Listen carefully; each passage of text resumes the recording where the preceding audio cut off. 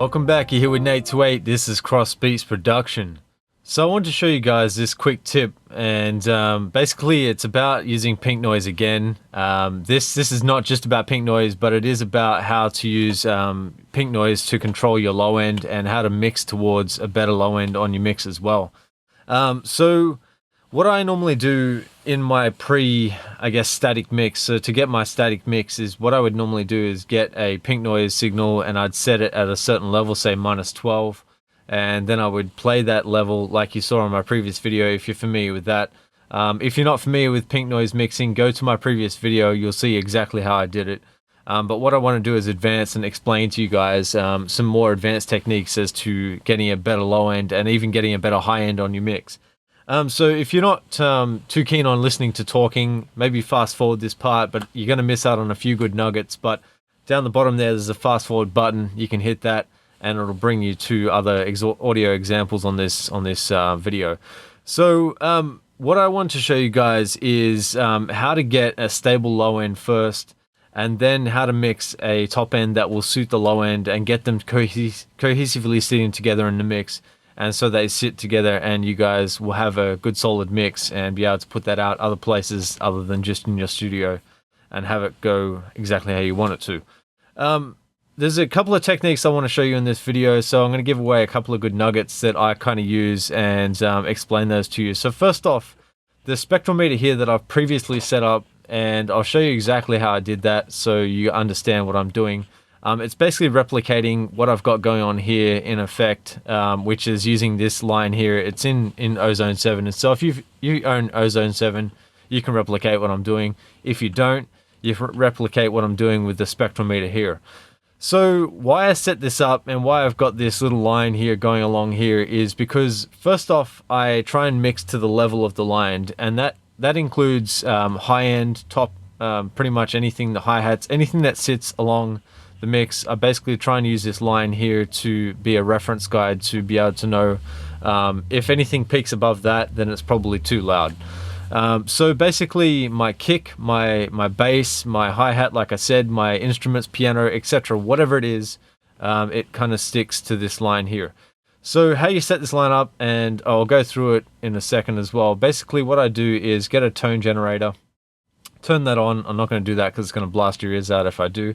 I set the tone generator up to -12, set it to pink noise, and put a spectrometer on the post. Basically, you can put it on here if you want. That could be a post fader, or just put it on the post section altogether. And then you can set this line up so you have that as a pink noise line, and that's at -12.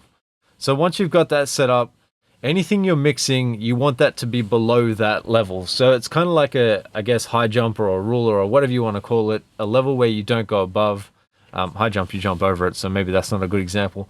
But basically anything that goes above this is, just think of that as being too loud in your mix.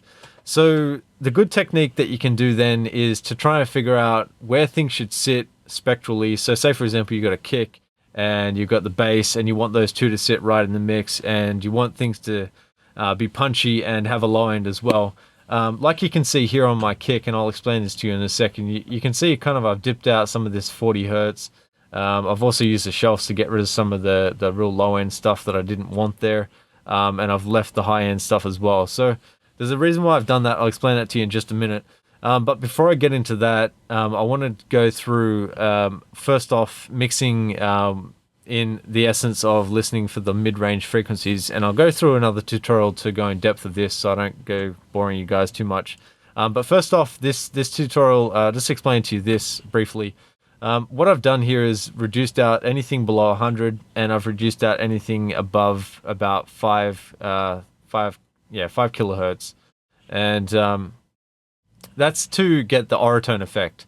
So I'm not going to go too much more into depth on that because that's going to be my next tutorial and explain that to you. But what I've done that for is so I can mix generally into more of a mid-range kind of centric speaker.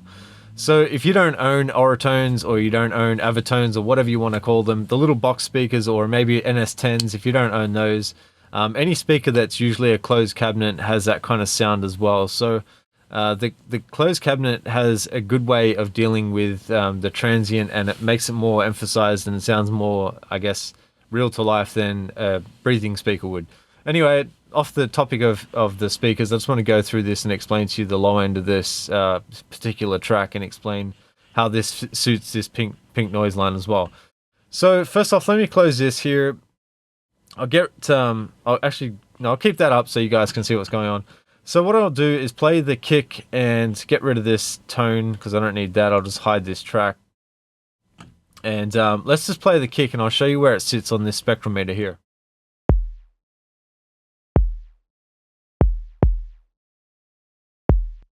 Sweet.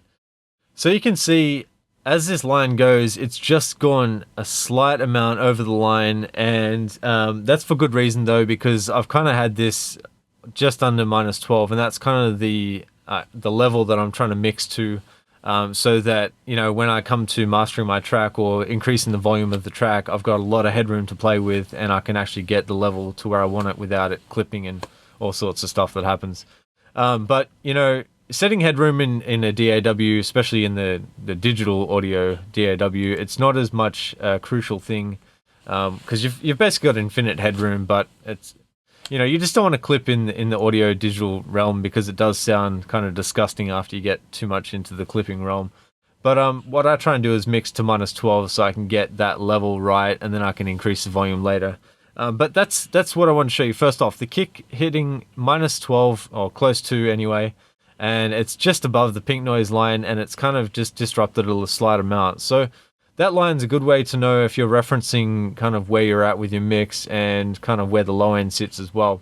Let me just show you this hi-hat and just show you that as well, and I'll explain this frequency that I've done here as well. So actually, I should say the EQ. So let me play the hi-hat and just show you where that sits in the spectrometer.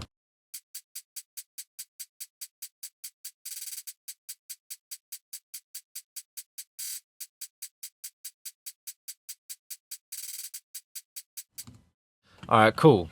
So as you can see, the hi-hat didn't really go any bit above the pink noise line that I set up previously. Same deal would appear here, but I just haven't reset this, so you're not going to see a whole lot there. But I just wanted to show you guys on this meter here, because basically anybody can access this in Studio One if they own Studio One, and you can use this as an example as your reference tool. So as you can see, the high end, you know, all the frequencies that I'll just play in this kit, I'll just quickly play the whole kit.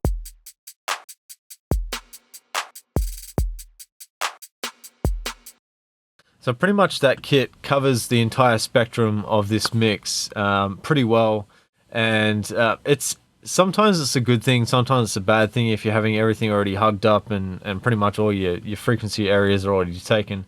But there is some room left in that mix, and that was mainly in the mid-range area. So as you could hear with the kick, and I'll just go through this as to why I explained this EQ curve here before. So basically why I had this up here, and the tutorial I'll get into later, is to keep in the mid-range area. So if you play this kick, and I'll just play it to you now, you're going to hear a lot of the low end dipped out and a lot of the sort of the top end stuff, the sheen off of it taken off, but more of the mid-range centric area is still playing. So let me play the kick to you and I'll just show you what that sounds like.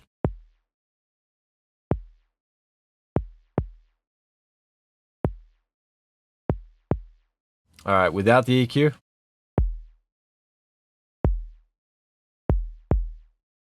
Cool.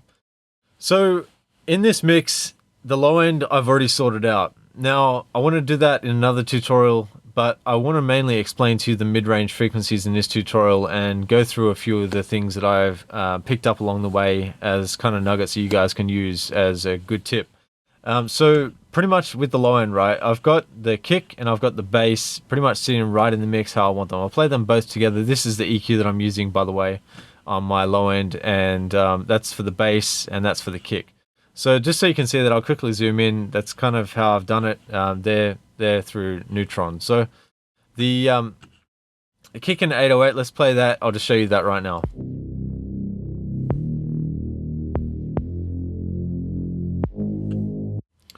Cool, so as you could hear, I took the EQ and I had that dipping out from 100 below and all that stuff at the top. So I'll play that and I'll just show you where that shows on the EQ meter there. Awesome.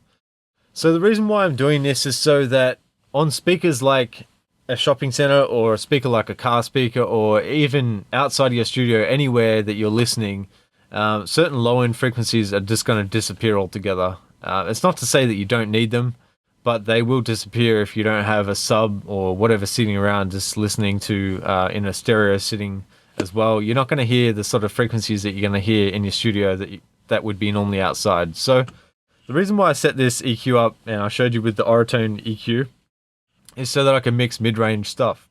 Now, I've got the kick. You can hear just that crisp part of the kick sort of sitting sort of mid to top end. And as you saw in the spectrometer, it sort of sits there. There's a little bit up here as well, kind of about the A sharp. And then some stuff in the mid sort of where the vocal would sit as well. And then mainly at the bass sort of low end stuff as well.